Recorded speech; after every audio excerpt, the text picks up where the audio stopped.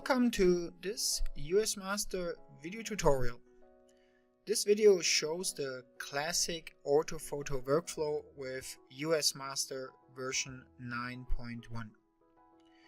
In this video we assume that we already have a completed georeferencing for the project, where we have acceptable results for the adjustment and the orientation for all the images. So after this is given, we can start the surface and auto generation on the area mapping tab. In our classic orthophoto workflow, we will go through three steps. We will first generate the surface with a feature-based least square matching algorithm.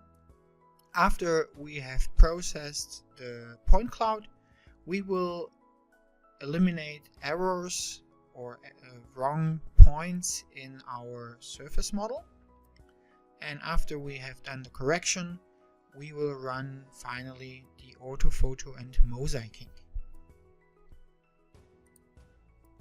To run the surface generation, we start surface generation in the point cloud manager. The surface generation parameter dialog opens up, and as mentioned, we will use as a model type the terrain least square matching feature-based matching LSM FBM. Depending what model type you select, you will have different parameters. In our case, we want to extract our terrain here on a medium default level, and then we will use this point cloud and edit the point cloud in the UAS editor. The extraction level is representing the pyramid level on which we will run the point cloud generation.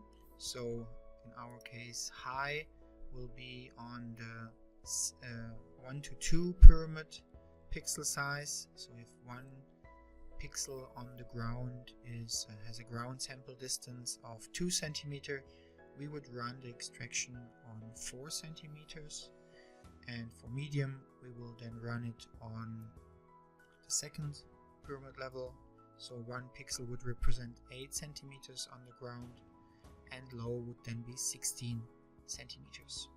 As we are not interested into a high dense point cloud, this is not so of relevance for us.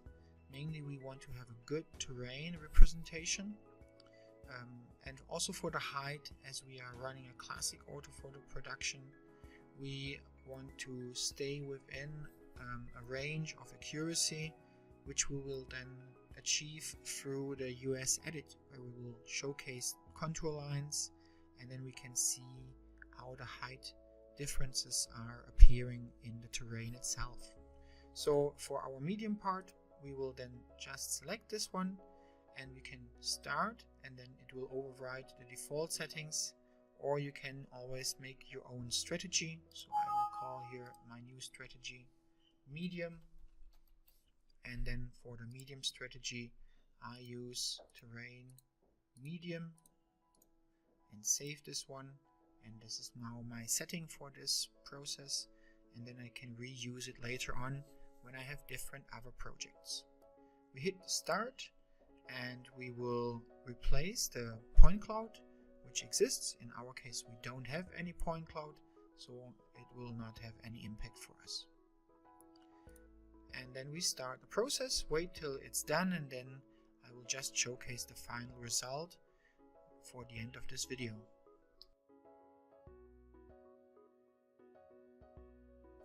Here we go. We have done our processing, and after the point cloud has been generated, it's automatically loaded into our project. I will just open up our output folder. So here my project file is located, and in the project folder I also have my point cloud.las file, which includes these points, and I also did define that my temporary folder is stored within my project folder. You can define this here in the options, preferences. So here you can store that all the temporary files are always stored here in your project directory, and therefore we can here also look here at our log files. In our case here 21 surface extraction. We have here our UASBox log file where we can see here at the end our quality, so how is our theoretical height accuracy and also our estimated internal accuracy. So this is typically a good value to have a feeling how good is our height in these in our point cloud, and also how good is the noise ratio to this whole data set. So after the data is then stored here in our project, we can then continue to look at the data, and this will be done in the next video, where we will start to load the data here and go into the editor to check for errors in the data. So thank you very much for watching this video, and see you soon. Goodbye.